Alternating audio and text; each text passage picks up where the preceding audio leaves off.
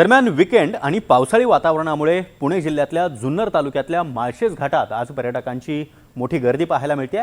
घाटातील धबधबे आणि निसर्गरम्य वातावरणाचा आनंद घेण्यासाठी मोठ्या संख्येने पर्यटक दाखल झाले, त्यामुळे रस्त्यावर देखील वाहनांच्या मोठ्या रांगा लागलेल्या आहेत। परिणामी जवळपास 1 तास या मार्गावर वाहतूक कोंडी झाली आहे। वाहतूक सुरळीत करण्यासाठी पोलिसांनी आता प्रयत्न सुरू केले आहेत आणि याच परिस्थितीचा आढावा घेतला आमचे प्रतिनिधी अविनाश पवार यांनी।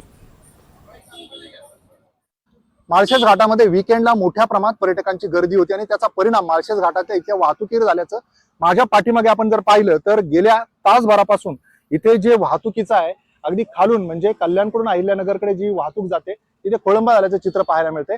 विशेष म्हणजे जे काही रस्त्यात वाहनं लावली त्याच्यामुळे हा खोळंबा झाल्याचं चित्र पाहायला मिळतंय आणि एकूणच जर आपण पाहिलं तर ही परिस्थिती संपूर्ण माळशेज घाटात वीकेंडला आपल्याला पाहायला मिळते। सातत्याने पोलीस इथे पेट्रोलिंग करतात, प्रशासन सातत्याने आवाहन करतं, मात्र याकडे दुर्लक्ष केल्यामुळे अशा पद्धतीने जो ट्रॅफिकचा सामना आहे तो पर्यटकांसहित इथून प्रवास करणाऱ्या प्रवाशांना देखील करावा लागतो। त्याच्यामुळे आपण जर माळशेज घाटात येणार असाल तर इथे वाहनं लावण्याची काळजी घेणं अत्यंत गरजेचं आहे। ही ट्रॅफिकची समस्या नजीकच्या काळामध्ये होऊ नये यासाठी पोलीस सातत्याने प्रयत्न देखील करतात।